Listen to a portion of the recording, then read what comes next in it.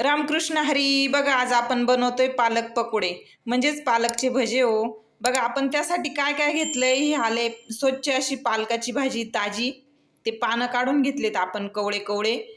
हे आलं बेसन पीठ, हे तांदळाचं पीठ आणि हे ओवा आणि बाकी चवीनुसार मीठ मिरची ते तर आहेच आपलं.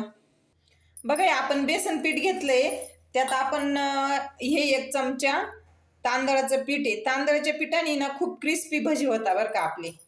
हा ओवा आहे, तो असा अगदी हातावर असं छान चुरून घेऊ. ओवा कधी टाकताना असा चुरूनच घ्यायचा, चोळून, जेणेकरून छान टेस्ट येते. बघा आपण आता यात टाकून घेऊ थोडी हळद आणि थोडी मिरची. चवीनुसार मीठ टाकू आपण आता. हे आलं आपलं चवीनुसार मीठ.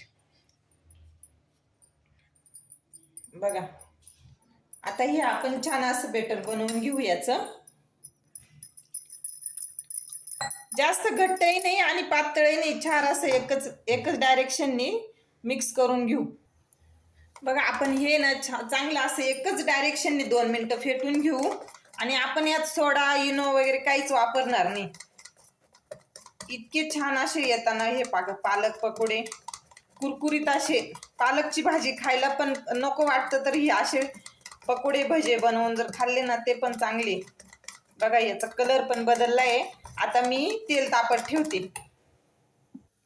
आपलं तेल बघा कडकडीत तापलंय. आपण आता हे 1 पोहे खायचा चमचा आहे, ते गरम तेल ह्या बेटर मध्ये टाकून घेणार आहे. बघा जेणेकरून आपल्याला सोडा किंवा इनो वापरायची गरज नसते. अगदी बघा आपण टाकून घेतले पकोडे. बघा आपण छान असे पलटी करून घेऊ. एकदम छान असे क्रिस्पी पकोडे होत आहे आपले बरं का. बघा तुम्ही कुठून बघता हा व्हिडिओ मला नक्की लाईक करून सांगा. बघा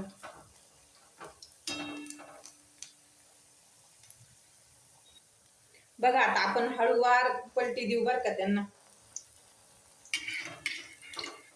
खूप छान असे क्रिस्पी असे होत आहे. बघा आपण झाले हे, आता काढून घेऊ बरं का. किती छान झाले बघा आपले पकोडे. झाले बरं का आपले पकोडे बनून.